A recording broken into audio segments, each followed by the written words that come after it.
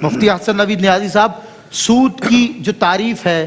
قرآن و حدیث کی روشنی میں وہ ہمیں ذرا سمجھا دیں آپ۔ بسم اللہ الرحمن الرحیم، صلی اللہ علیہ حبیب محمد وعلی آلہ وصحبہ وبارک وسلم۔ ربا جو ہے جسے ہمارے ہاں عام طور پر سود کہہ کے تعبیر کیا جاتا ہے، انٹرسٹ، تو ربا کی تعریف یہ ہے کہ ہر وہ مشروط اضافہ، مشروط زیادتی جو عوض سے خالی ہو، اس کے عوض میں کچھ نہ ہو اور وہ مشروط ہو، اضافہ ہو، یہ سود کہلاتا ہے، ربا کہلاتا ہے۔ بنیادی طور پر اس کی دو قسمیں، ایک ہے ربا الفضل اور ایک ہے ربا النسیہ۔ ربا الفضل کا مطلب یہ ہے کہ وہ سود جس میں کمی بیشی ہو، اور ربا النسیہ کا مطلب ہے وہ سود جس میں ادھار کا پہلو ہو۔ تو حدیث مبارک ہے تو عبادہ بن صامت رضی اللہ تعالیٰ کی حدیث ہے بڑی مشہور کہ حضور جان عالم صلی اللہ تعالیٰ علیہ وآلہ وسلم نے ارشاد فرمایا، الذهب بالذهب والفضة بالفضة والبر بالبر والشعير بالشعير والتمر بالتمر والملح بالملح مثلا بمثل سواء بسواء يدا بيد فاذا اختلفت هذه الاصناف فبيعوا كيف ما شئتم۔ کہ یہ 6 چیزیں حضور نے گنوائی، فرمایا کہ سونا سونے کے بدلے میں، چاندی چاندی کے بدلے میں، گندم گندم کے بدلے میں، جو جو کے بدلے میں، کھجور کھجور کے بدلے میں، نمک نمک کے بدلے میں۔ جب یہ 6 چیزیں ہوں آپس میں ان کا تبادلہ ہو رہا ہو تو فرمایا بالکل ہاتھوں ہاتھ ہو، برابر برابر ہوں، اور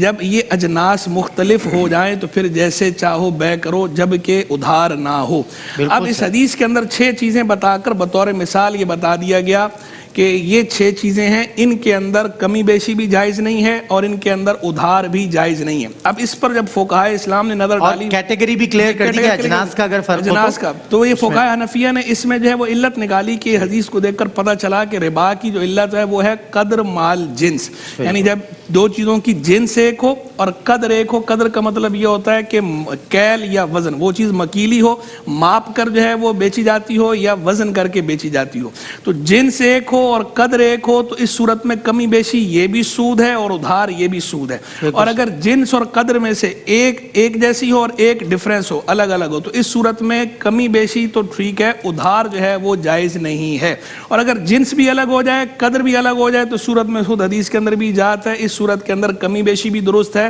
اور ادھار معاملہ بھی درست ہے۔ تو کمی بیشی والا جو سود ہے یہ کہلاتا ہے ربا الفضل۔ فضل کا مطلب یہ ہوتا ہے زیادتی، بالکل، اور جو ادھار والا سود ہے اس کو کہتے ہیں ربا النسیہ۔ ادھار سے یہ تاخیر سے ہے نسیہ۔ تو ربا النسیہ کو ربا القرآن بھی کہا جاتا ہے اور ربا الفضل کو ربا الحدیث بھی کہا جاتا ہے، کیونکہ جو ربا الفضل ہے اس کی حرمت جو ہے وہ حدیث سے ثابت ہے، اسی لیے اس کو ربا الحدیث کہتے ہیں، اور جو ربا النسیہ ہے اس کی حرمت چونکہ قرآن سے ثابت ہے، اسی لیے اس کو ربا القرآن بھی کہا جاتا ہے۔ اور حدیث کے اندر ہے کل قرض جرا منفعتا فهو ربا، ہر وہ قرض جو نفع کھینچے وہ سود ہے۔ ہر وہ قرض جس میں نفع کسی قسم کا بھی نفع ہو، مال کی صورت میں نفع ہو یا اور کوئی نفع ہو لیکن وہ مشروط ہو،